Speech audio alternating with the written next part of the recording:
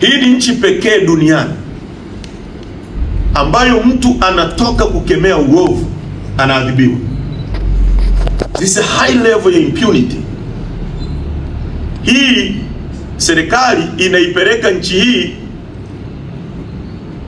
kwenye tawala za kidikteta zile za Amerika ya Kusini.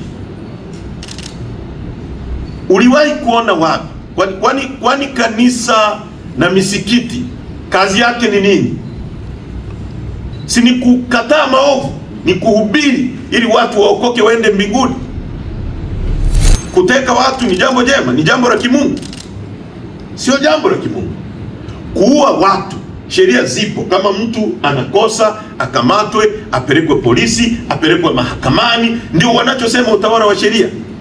Kuua watu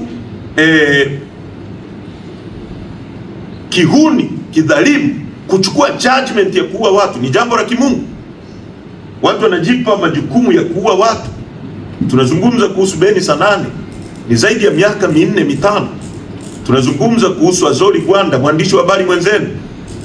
Tunazungumza kuhusu wakina Mrai, wakina Deusdedit Soka, kijana wa miaka 25 ambaye mbele yake kulikuwa na dreams kubwa. Tunazungumza kuhusu Kaswahili. Tunazungumza kuhusu Mdude Nyagali. Tunazungumza kuhusu Shadrack Chaura.